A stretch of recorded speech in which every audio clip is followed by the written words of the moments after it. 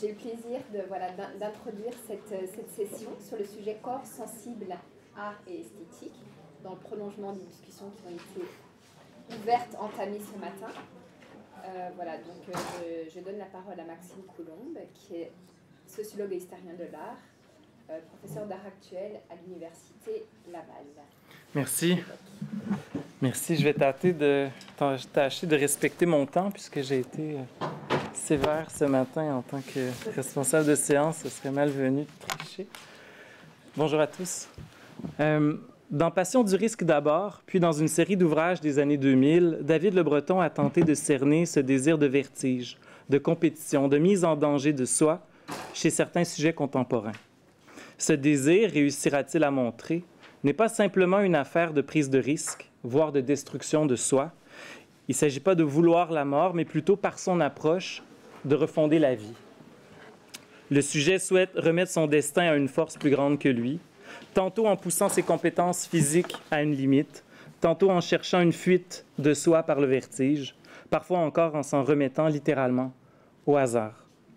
Il empruntera le terme d'ordalie, ce jugement de Dieu, aux historiens et aux ethnologues pour désigner ces comportements qui apparaissent comme une tentative extrême de se remettre au monde. Dans un monde anomique où, pour donner sens à notre existence, les valeurs, les signes d'élection, voire simplement de direction sont équivoques, et à construire personnellement, cette ordalie fonctionne comme une validation. Une validation singulière, toutefois, en ce qu'elle n'est pas d'abord ou pas entièrement symbolique. À quel saint peut-on se vouer dans un monde sans transcendance ou sans autorité? David le soulignera d'ailleurs en une formule très forte. Le sujet se procure, je le cite, à travers le goût des obstacles et la frontalité de sa relation au monde, une occasion de trouver les repères dont il a besoin pour produire une identité personnelle. Le réel, je le cite toujours, tend à remplacer le symbolique. Ça vaut la peine de dire, je le cite toujours, puisque c'est une formule qu'on aurait pu trouver chez Lacan, par exemple. C'est une référence assez rare de David au concept lacanien. Et donc, on pourra s'interroger ou s'étonner de ce recours au réel chez David. On s'en étonnerait d'autant qu'il défend, en général, pied à pied dans son œuvre, une construction culturelle et symbolique du monde. Cette posture symbolique est d'ailleurs celle qu'il va privilégier dans le reste de l'ouvrage paru en 1991. Je pense pourtant qu'il a raison de parler, à propos des conduites à risque, de contact avec le réel. Il y a bien quelque chose qui touche au réel dans cette passion du risque, quelque chose comme un grain de sable, autour duquel la perle du symbolique, puis de proche en proche de la reconstruction de soi, se forme. Pour l'illustrer, il me faut sans doute, petite déformation de mes propres objets de recherche, faire un détour par la fiction, voire par l'horreur. Si on devait chercher dans le champ des arts les premières traces modernes, comme autant de premiers fondements de ce désir de risque, comme une manière de se reconstruire, on pourrait déjà les trouver dans la littérature gothique anglaise du XVIIIe siècle. Certains en seraient sans doute étonnés. Le gothique, et même à faire l'impasse sur l'architecture gothique qui vient immédiatement en tête, n'est-elle pas peuplée de chauves-souris, de fantômes, de dentelles et de vêtements noirs? Oui et non, enfin, pas exactement. Ces éléments caricaturaux n'en sont que la surface extérieure. Au cœur des ruines, des châteaux, des poursuites dans les dédales de quelques catacombes, un autre élément récurrent émerge de ces récits, leur ambiance ou leur atmosphère.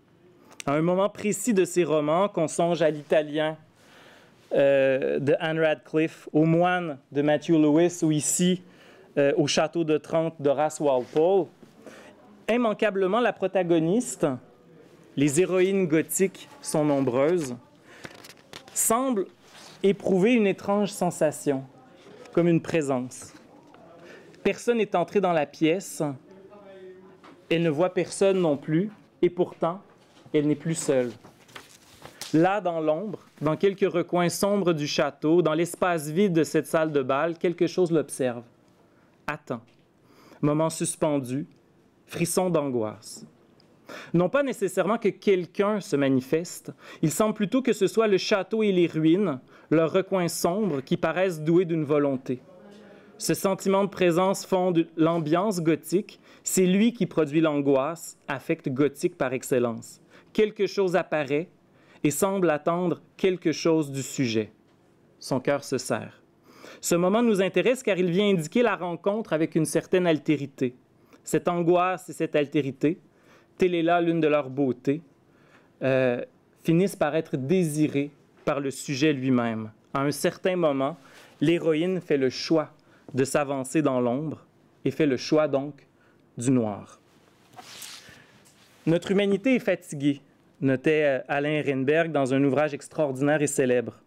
Fatiguée de sa volonté de prendre place dans une économie qui le broie par l'urgence, fatiguée de ce discours de la performance qui est si bien intégré qu'il fait partie du discours intérieur.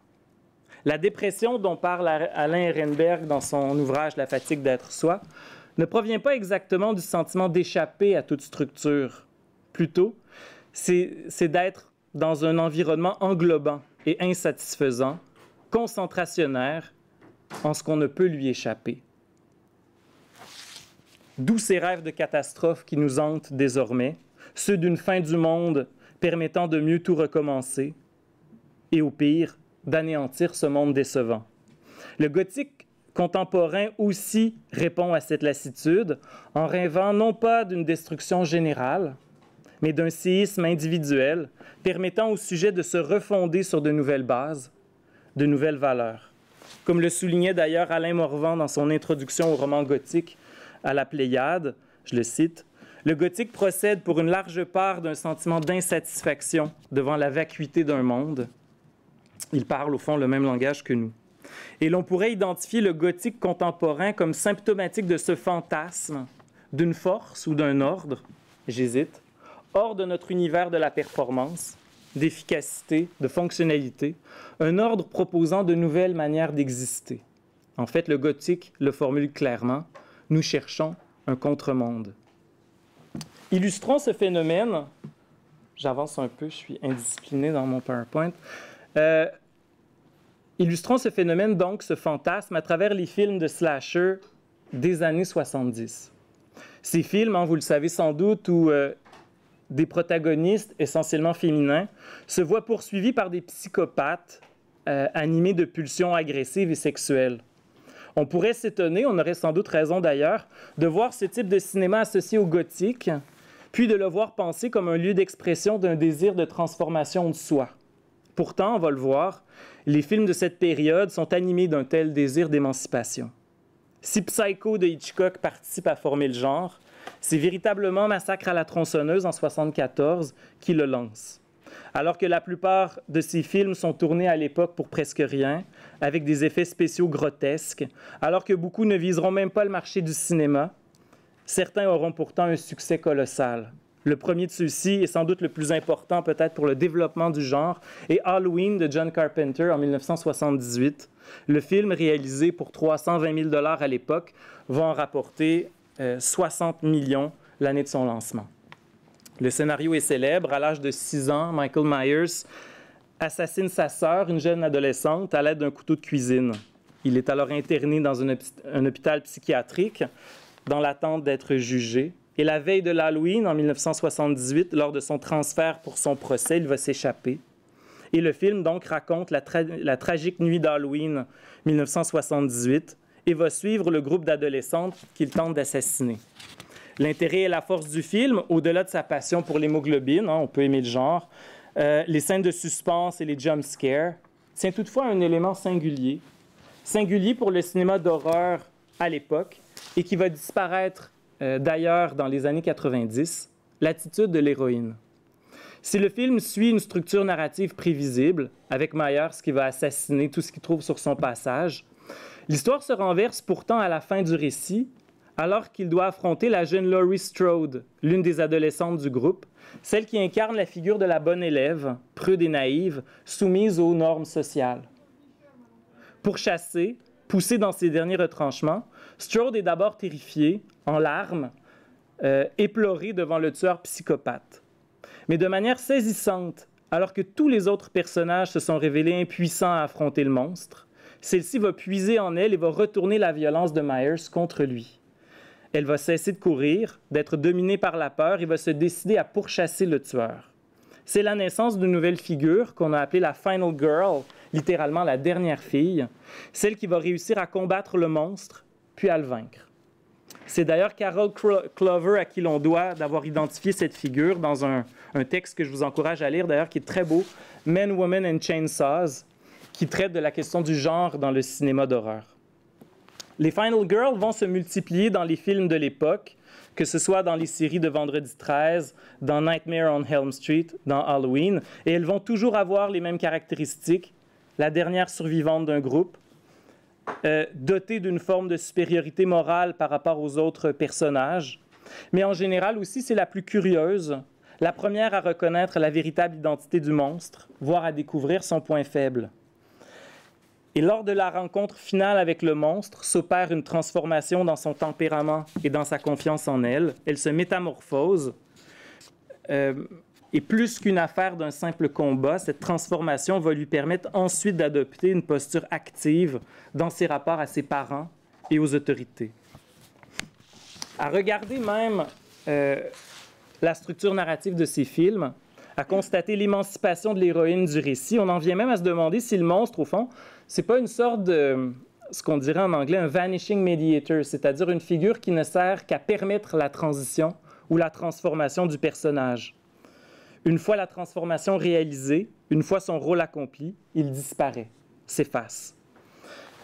Faisons un petit peu d'histoire du cinéma, puisque cette interprétation-là est intéressante. Elle permet d'abord de minimiser le rôle du suspense dans les films d'horreur. Vous savez, quand on écoute un film comme un film d'horreur, on éprouve beaucoup d'identification au personnage, on a peur pour lui, on écoute l'histoire comme si on était nous-mêmes un personnage. On peut penser le film autrement, c'est-à-dire en laissant de côté cette identification-là, en abandonnant le fait de l'écouter scène par scène et en prenant l'arc du développement du personnage uniquement. Dans ce contexte-là, on peut échapper à une lecture du premier degré qui confond la fiction et la réalité et qui nous incite à condamner mécaniquement la violence qu'il contient et de voir, au fond, que cette histoire-là raconte peut-être essentiellement le développement ou la transformation de cette jeune femme. Non seulement l'héroïne gothique va survivre au récit, en quelque sorte, mais tout le récit l'implique déjà. C'est par le dénouement de l'histoire que l'ensemble de la trajectoire de l'héroïne va prendre sens. Un mot peut-être sur les monstres gothiques présents dans les films de slasher, puisqu'on en parlait un peu ce matin. La question, bien sûr, tient à l'origine de leur comportement et de leur violence. Ils apparaissent, en tout cas dans ces films, comme l'échec du modèle social américain. Tous sont le fruit d'une violence parfois infantile, toujours sociale, qu'ils reproduisent et exacerbent. En cela, ils participent du motif gothique de se faire à la fois bourreau et victime, bien que leur tourment psychologique et les sursauts de leur conscience, habituellement, les fait qu'on les associe aux méchants. Ils fonctionnent le plus souvent comme des machines à tuer, mues par une violence inhumaine. C'est cette inhumanité-là qui en fait des êtres abjects, une abjection qu'on verra d'ailleurs représentée dans leur corps, dans leur représentation physique. Et pourtant, ils fonctionnent comme une chance. C'est d'ailleurs le paradoxe de ces films, comme un espoir pour ces jeunes femmes. Par sa nature de réel, pour le cas, ces monstres vont se révéler capables d'ouvrir les barreaux du symbolique pour ces jeunes femmes, de leur permettre de refonder, de se refonder autrement. Gilles Deleuze, d'ailleurs, j'ai une artiste contemporaine qui a, peut-être que je peux vous l'illustrer comme ça, qui a saisi uniquement le visage de ces Final Girls dans les différents films de l'époque, où l'on voit le moment de transformation, en fait, de la passivité, de la victime en une forme d'agentivité.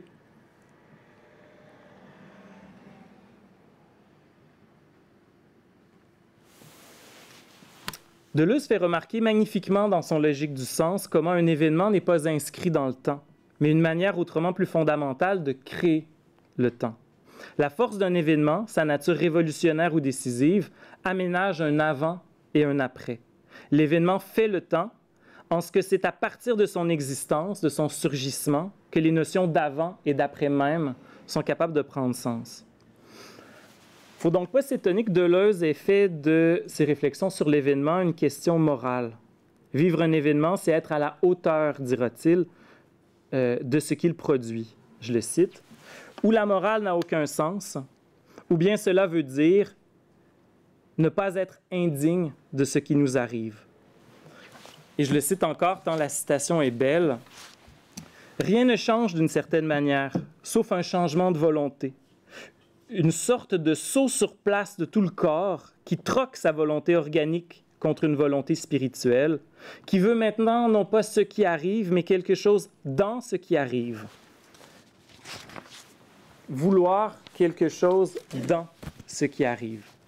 C'est précisément le souhait de l'héroïne gothique. L'événement, ce grain de réel, certes terrifiant dans ces récits qui ont évidemment nature symbolique, est aussi le gage de la rencontre avec quelque chose qui saura ouvrir le temps et l'espace de son quotidien, qui saura en faire, au fond, une perle symbolique.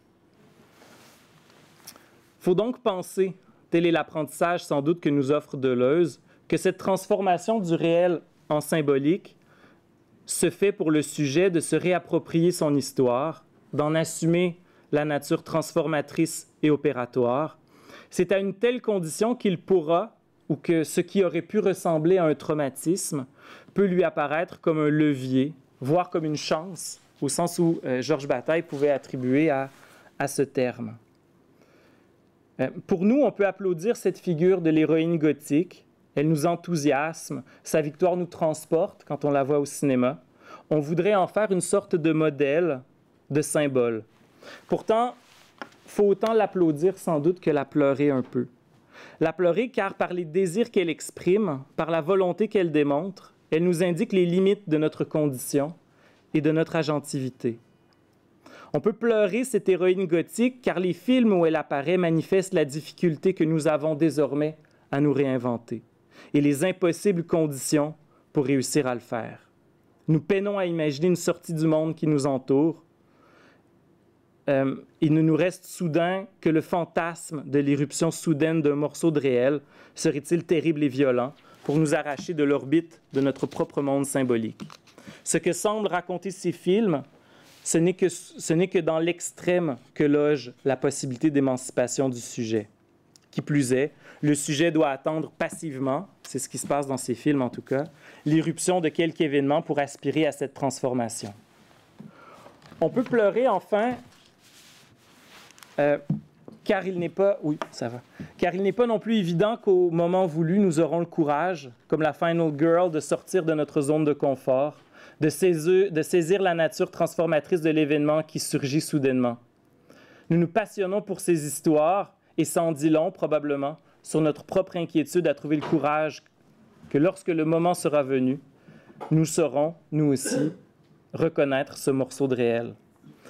On dit parfois un peu rapidement que l'horreur vise à représenter moins nos désirs que nos peurs. On peut le constater avec les films de slasher, les choses sont un peu plus compliquées. L'horreur sert souvent à masquer nos peurs pour y dissimuler nos désirs. Il nous masque nos fantasmes sous le couvert de cauchemars. Slavoj Žižek notait à quelques endroits que le cauchemar n'est souvent que l'autre forme d'un fantasme réalisé. Je pense qu'il a raison, bien sûr, mais je pense qu'on peut prolonger sa pensée et proposer peut-être une formule complémentaire. Le cauchemar est parfois la seule manière d'exprimer nos fantasmes. Je prends 30 secondes juste pour ajouter une petite chose. Le passage par le cinéma d'horreur nous autorise aussi à noter que les recours de David à ce genre-là sont, dans l'ensemble, plutôt rares. Son emploi de l'art est davantage réaliste. Il vise souvent à incarner les espaces d'anomie d'une société donnée. Son recours à la littérature, par exemple, voire au cinéma, vise à illustrer des phénomènes sociaux, voire à les documenter. Les œuvres, comme autant de pans de réalité, sont susceptibles de faire porter l'analyse. La littérature, déjà, Michel Houellebecq le disait bien, de nous faire entrer dans la conscience des sujets est parfois plus riche que n'importe quel entretien. Je crois pourtant que le cinéma et la littérature peuvent être autre chose qu'une illustration. Je pense que David le souligne aussi à quelques endroits. Ils peuvent se faire le fantasme d'une solution à notre anomie. Les œuvres de science-fiction et d'horreur l'illustrent à merveille. Ce dont ils nous parlent, c'est moins du monde que de notre rapport à celui-ci, moins de la réalité que de la distance nous séparant de nos attentes. À cet égard, et je pense que c'est la richesse de la pensée de David, c'est qu'il a dit énormément de choses et elle contient cette pensée, tout ce qu'il nous faut pour penser le cinéma d'horreur et le fantastique. Ce qu'il nous appelle à faire, au fond, c'est à prolonger sa pensée. Un peu comme Jacques Rancière le disait d'ailleurs de Gilles Deleuze, je le cite pour terminer, « Comprendre un passeur, ce n'est pas coïncider avec son centre, c'est au contraire le déporter, l'emporter sur une trajectoire où ses articulations se desserrent et laissent un jeu. Il est alors possible de défigurer cette pensée pour la reconfigurer autrement, de la sortir de la contrainte de ses mots pour l'énoncer dans cette langue étrangère dont Deleuze fait la tâche de l'écrivain. » Les quelques pages ici manifestent la capacité, je dirais, la fécondité de la pensée de David Le Breton de saisir le réel et l'imaginaire. Merci.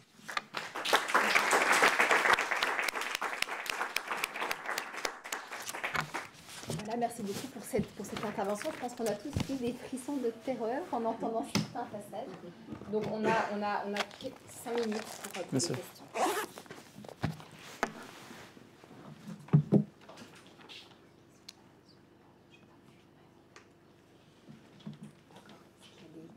Sur ce rapport entre le réel et la fiction, la peur. Tout le monde frissonne encore. Oui. J'ai peut-être une question concernant le support. Parce que là, j'ai vu que tu avais parlé des films, et je me demandais s'il n'existait pas d'autres recherches sur d'autres supports, comme par exemple la chorégraphie ou encore la musique. C'est des choses, moi, qui me... Ouais. Ça m'a évoqué, par exemple, des logiques musicales. Ouais.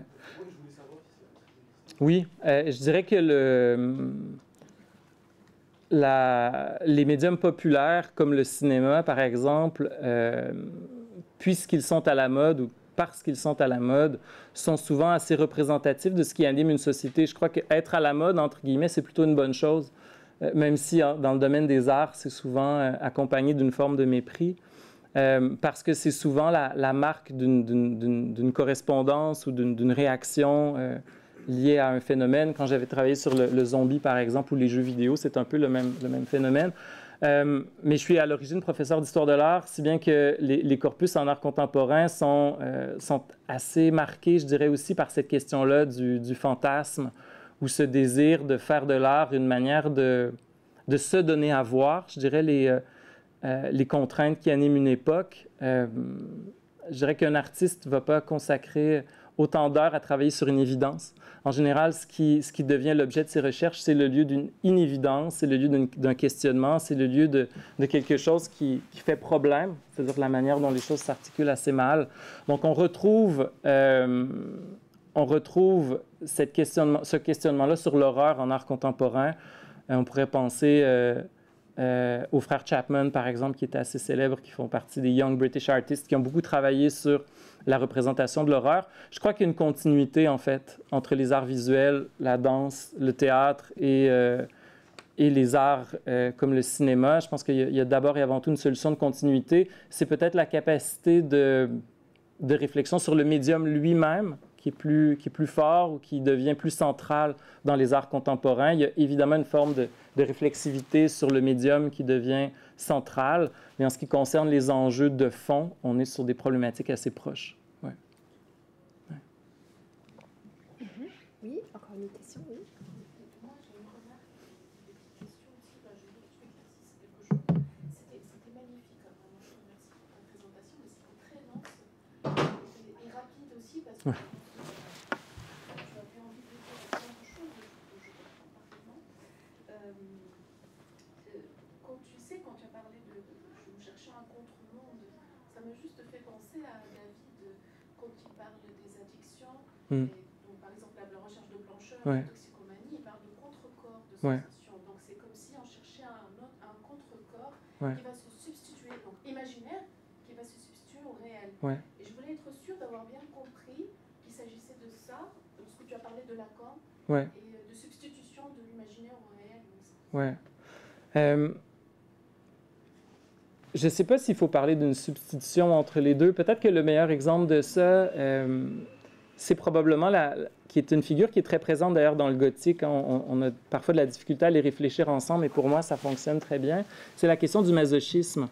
Il y a énormément de membres de la culture gothe qui portent à même leur corps toutes sortes de marques de cette soumission-là, que ce soit le collier, que ce soit les piercings, que ce soit toutes sortes de signes. Le masochisme est très beau, en fait. Je crois que le texte de Deleuze sur le sujet est à peu près indépassable. Le masochiste, c'est fondamentalement quelqu'un qui rêve. C'est-à-dire que la temporalité par excellence du masochiste, c'est l'attente. Puisque cette attente, c'est ce qui va lui permettre de déployer son propre univers imaginaire dans l'espace. Et donc, la punition, beaucoup de gens l'ont dit, c'est une sorte de paiement à l'avance du plaisir que l'on va recevoir ensuite. Mais l'attente, c'est véritablement l'espace où peut se déployer le désir. Et c'est ça qui va permettre au masochiste de vivre dans un univers qui est largement fantasmatique, c'est-à-dire un univers qui va permettre à ses désirs de s'exprimer. Et le travail très difficile du maître, entre guillemets, c'est d'être capable de créer cet espace ou d'être capable de créer cette temporalité-là qui va permettre à l'attente de se déployer. Je crois que l'héroïne gothique est un personnage, entre guillemets, masochiste, c'est-à-dire que c'est quelqu'un qui désire se soumettre à une forme d'autorité. C'est quelqu'un qui désire se mettre dans une temporalité qui est celle de l'incertitude, en fait. Et c'est dans l'incertitude qu'il y a quelque chose qui va se mettre à exister, qui va être un espace dans lequel ses propres désirs vont pouvoir s'exprimer. On est dans un espace où soudainement on sent une présence. Eh bien, on se met à projeter sur cette présence-là plein de choses, y compris ce que l'on désire. Et ça va permettre d'habiter cet espace-là. Je ne crois pas que ce soit nécessairement des gens qui soient en fuite par ailleurs, puisque le masochiste est dans une forme de déni, c'est-à-dire qu'il sait très bien que ce à quoi il est confronté, ce n'est pas la réalité, mais il joue. Comme un enfant va jouer à créer des espaces ou à créer des univers, c'est quelqu'un qui va jouer. Et dans ce contexte-là, c'est quelqu'un qui réussit à désamorcer, ne serait-ce qu'un temps, son propre mal-être, de se créer cette situation-là imaginaire. Ouais. Magnifique. Donc tu vois plutôt une modification du rapport au temps et à l'espace qu'une substitution. Oui, exact. C'est comme une parenthèse. Oui, exactement. Et j'ai l'impression que c'est un peu ce qui se passe. Je suis en train de terminer un petit livre sur cette question-là. Et puis, cette question-là du temps ou de l'attente m'est apparue vraiment importante. En général, on considère que Sade est le grand penseur du gothique, puisque c'est l'époque. Puis Lewis a été un grand lecteur de Sade. Puis il y a beaucoup de choses intéressantes chez Sade, dont la question de la frontière de l'espace, l'architecture qui devient centrale. Mais je crois que si Sade permet de penser l'espace gothique, c'est Sacher Masoch qui permet de penser la temporalité, c'est-à-dire l'attente, qui devient le lieu ou le milieu, si tu veux, qui permet à tout cet univers imaginaire de se déployer. Ouais. OK, on peut prendre encore une dernière question.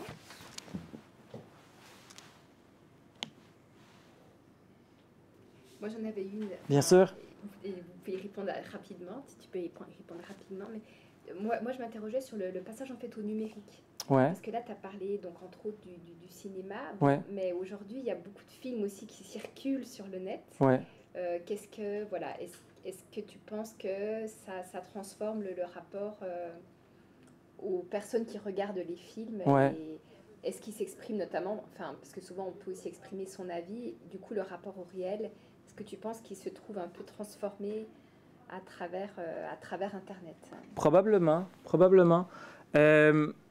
Le rapport au film a changé, le rapport à son écoute a changé aussi. Je pense que tous les problèmes qu'on soulevait d'attention sont encore plus manifestes dans les technologies numériques, puisqu'on peut arrêter le film quand on veut. La capacité qu'on a de s'y immerger est un peu différente. La taille de l'écran aussi joue un rôle. Mais par ailleurs, il y a peut-être une manière de terminer non pas sur les problèmes d'attention des jeunes générations, ce qui est tout un enjeu, mais de noter que dans le gothique, une des formes du gothique par excellence, c'est le document trouvé. Vous savez, on le voit par exemple dans Blair Witch Project, c'est cette idée-là qu'on aurait trouvé un document que l'on croit authentique, etc.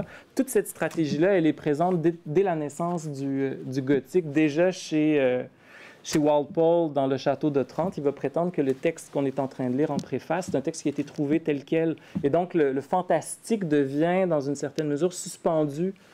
On fait comme si c'était réel. Et tous ces jeux-là sont très, très présents, ce qui permet de prolonger, je dirais, ou de prolonger les effets dont on parlait tout à l'heure, de vacillement entre la réalité et la fiction. Ouais.